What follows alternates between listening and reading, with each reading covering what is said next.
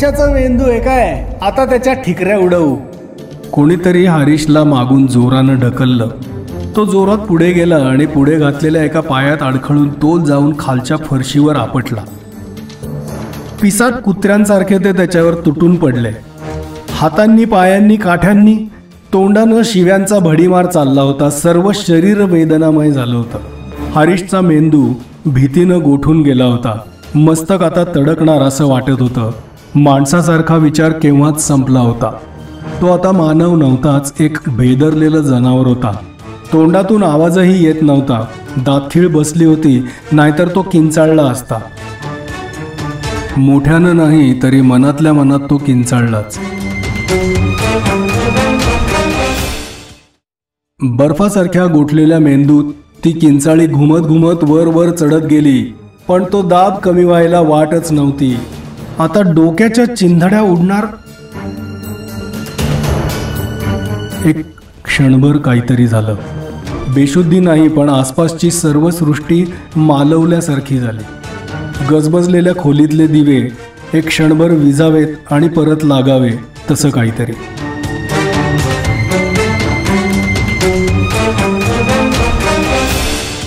तो फरशीवर एकटाच पडला होता. मागं रेस्टॉरंट होतं, पुढे रस्ता होता, पण आसपास एकही मनुष्य दिसत नव्हता. सर्व गावातच कोणी नसावं इतका ओसाडपणा जाणवत होता. हरीश सावकाश उठून बसला. शरीरातली वेदना विसरून तो आसपास नवलानं पाहत होता. प्रकाश मगापेक्षा जरा कमी होता, पहाटेसारखा वाटत होता, पण आसपासची शांतता अविश्वसनीय होती. खाली फुटकी फरशी होती, कडेचं गवतही नाहीसं झालं होतं. फुटपाथवरची झाडे नाहीशी झाली होती. वाळकं गवत नाही किंवा सुकलेलं गवत नाही, गवताची खूणही नव्हती. जणू गवत या नावाचा पदार्थ कधी अस्तित्वातच नव्हता. फक्त वाळू, खपऱ्या, फुटक्या फरशा. माणसं दिसत नव्हती, त्यांची पुसटशी खूण सुद्धा नव्हती. हरीशची नजर रस्त्यावरून चौफेर फिरली. रस्ता उजाड होता. घरं होती, पण ती भकास दिसत होती. पहाटेच्या मोतिया प्रकाशात घरं एकमेकांकडे तोंड करून बसली होती. कोपऱ्यावर एकच वठलेलं वेडवाकडं झाड प्रश्नचिन्हासारखं उभं होतं. पण माणसं नव्हती, पक्षी नव्हते, त्यांची चिवचिवही नव्हती.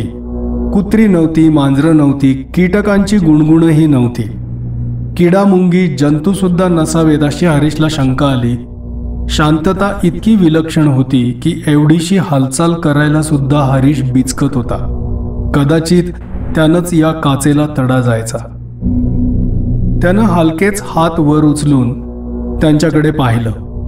बोटं रक्ताळली होती, कातडी खरचटून निघाली होती. शरीर वेदनांनी विकल झालं होतं. श्वास घेताना छातीत कळ येत होती. खांदे, छाती, पाठ, पोट, कंबर, मांडी, गुडघे, नडग्या सगळीकडून शिणका निघत होत्या. शरीराची जाळी झाली होती. पण आता तो एकटा होता, जिवंत होता. माणसं गेली होती. केवळ माणसंच नाही, माणसं, पशु, पक्षी, कीटक, झाडे, गवत, सर्व. मनात काहीतरी खटकत होतं. त्यात या कोड्याचं उत्तर होतं.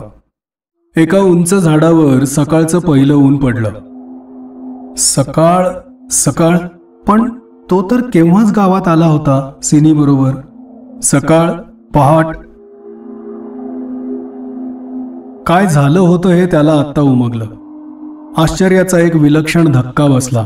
केवळ झालेल्या गोष्टीनेच नाही, तर त्याला ते कळलं यानं. कारण त्यानं स्वतःची सुटका कशी करून घेतली होती हे त्याला समजलं होतं. त्यात तिळमात्र संशय नव्हता. समजून उमजून त्यानं ते केलं नव्हतं. ते कसं करायचं याची त्याला कल्पनाही नव्हती. एका मिनिटापूर्वी त्याला ही गोष्ट अशक्य, असाध्य वाटली असती. आजवर कोणाला स्वप्नातही ही कल्पना आली नसती. कारण तो काळातून मागे गेला होता. 1.5 तास, 2 तास. प्रत्यक्ष कृतीची कोणतीच आठवण नव्हती. आठवण होती ती फक्त भीतीची. लाटांमागून लाटांनी येणारी भीती, मरणाची भीती. आणि अगदी शेवटच्या क्षणी हे झालं होतं. एक अशक्य गोष्ट. अजूनही एक माणूस म्हणून त्याला ती अशक्य होती, अगम्य होती. पण तो साधा माणूस नव्हता. त्याच्यात आणखी काहीतरी सामावलं होतं. 5000 प्रकाश वर्षांवरचा तो परका निळसर हिरवट ढीग. त्याच्याच मदतीनं तो ही अशक्य गोष्ट शक्य करू शकला होता. मनातल्या मनात त्यानं त्या हिरवट निळसर अंशाचा शोध घेण्याचा प्रयत्न केला, पण त्याचा मागमूसही लागत नव्हता.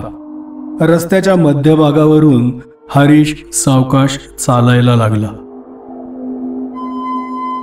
काळात केवळ 2च तास मागे गेल्यानं तो कसा सुटू शकला? हे गाव असं ओसाड उजाड निर्जीव कसं झालं? 2 तासांपूर्वी गावातले लोक ज्या गोष्टी करत होते ते त्याला दिसायला हव्या होत्या, पण येथे तर काहीच नव्हतं. आयुष्याची खूण सुद्धा नव्हती. हा गावाचा सांगाडा होता, निर्जीव दगड, विटा, माती, लाकूड. मग सगळं सजीव आयुष्य आहे तरी कुठे? का ही एक निरुद्ध अवस्था होती आणि एका सेकंदात त्याच्या भोवती गावाचा गराडा पडेल? त्यानं आपली गती वाढवली. झपाझप पावलं टाकत तो गावाबाहेर आला आणि थबकला. 4ही दिशांना वैराण माळरान पसरत गेलं होतं.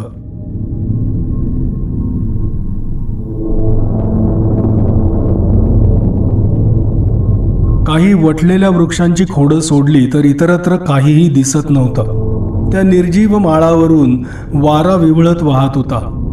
हरीश पुढे निघाला. वाटेत एक ओढा होता आणि त्यावर एक जुना लाकडी पूल होता. पुलाच्या टोकाशी क्षणभर थांबून त्यानं मागे एक नजर टाकली. मागे कोणतीही हालचाल नव्हती. कोणी पाठलागावर येत नव्हतं. पुलावर पाय ठेवण्याआधी त्यानं कठड्यावर हात ठेवला. त्याचा हात कठड्यातून आरपार गेला. जरा दचकून त्यानं पुन्हा एकदा प्रयत्न केला. परिणाम तोच. कठडा एखाद्या चित्रासारखा होता. हात आरपार जात होता. हरीश घाबरून मागे सरकला, खाली बसला आणि त्यानं खालच्या फळीवर हात ठेवला. हात फळीतून खाली गेला. हरीश एकदम मागे सरला. पूल दिसत होता पण खरा नव्हता. एक भास होता, एक नकली प्रतिमा होती. तो पुलावर गेला असता तर? आणि ती मागची घरं, मेलेली झाडं, वटलेले वृक्ष, सगळेच भास.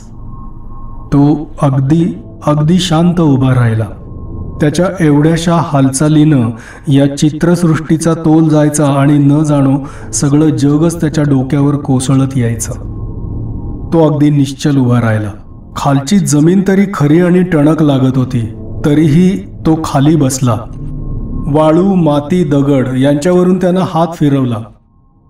अनुभवाची स्पर्शानं खात्री करून घ्यावी लागत होती. जमीन, रस्ते खरे होते, पूल खोटे होते.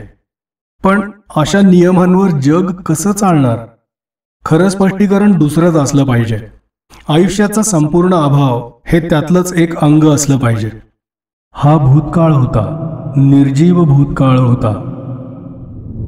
वर्तमान काळाची खूणही नव्हती.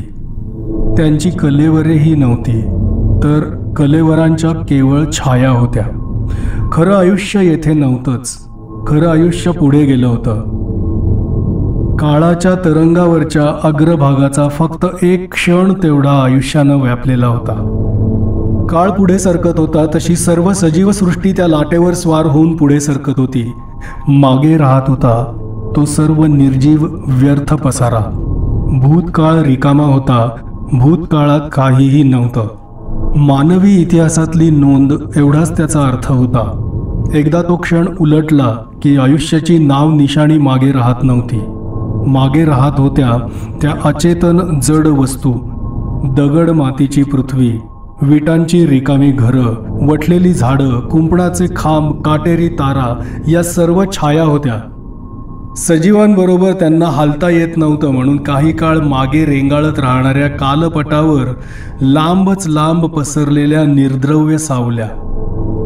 या आत्ताच्या क्षणी सर्व पृथ्वीवर तो एकुलता एक सजीव प्राणी होता आणि ही दरी कशी ओलांडायची हे त्याला माहीत नव्हतं. तो एका पिंजऱ्यातून सुटला होता आणि त्याहीपेक्षा भयानक सापळ्यात अडकला होता. मानवी बुद्धीपलीकडचा हा प्रश्न होता. त्याच्यातला तो परका हिरवट निळा अंश जर कार्यान्वित झाला तरच त्याची सुटका होणार होती. मनातल्या मनात त्यानं त्या परक्या अस्तित्वाचा शोध घेण्याचा प्रयत्न केला, पण त्याचा पत्ता नव्हता. आणि एक प्रकारच्या अमानवी तीक्ष्ण बुद्धीनं त्याला कळून चुकलं की त्याचा शोध लागणारही नाही, कारण दोघांच्यातलं द्वैत नाहीसं झालं होतं. ते दोघं एकरूप झाले होते. मगाच्या त्या प्राणभयाच्या निर्वाणीच्या क्षणी संकटाच्या आचेत दोन्ही मनं वितळून एकजीव होऊन गेली होती. यापुढे तो मग तो कोणी का असेना एकटाच राहणार होता.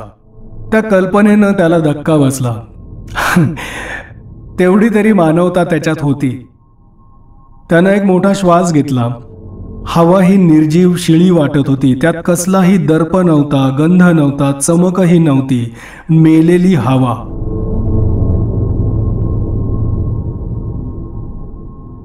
सूर्य वर चढत होता.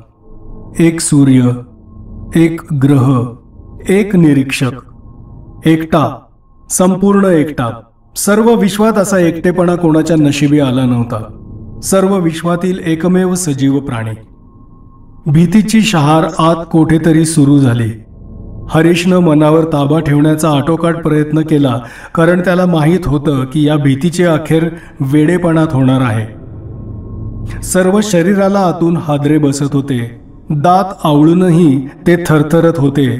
तोंड उघडलं तर तोंडातून प्रदीर्घ किंचाळी बाहेर पडेल हे त्याला माहीत होतं. वेडाच्या कडेवर लटपटत असतानाही हे ज्ञान कोठून येत होतं? मग त्याला समजलं, त्याचा मानवी भाग भयानं वेडा झाला होता. अमानवी भाग परिस्थितीचं शांत निरीक्षण करत होता. म्हणजे अजूनही. पण त्याच क्षणी त्याच्याभोवती कोलाहल माजला. झाडातून वारा सळसळत वाहत होता. पुलाखालून फेसाळणारं पाणी वाहत होतं. निसर्गाच्या हजारो कंठातले आवाज त्याच्या आसपास पसरत होते. सृष्टीला जाग आली होती. हरीश परत आला होता. कसा? त्याला सांगता आलं नसतं. पण ती महत्त्वाची गोष्ट नव्हती. तो त्याच्या तुरुंगातून सुटला होता.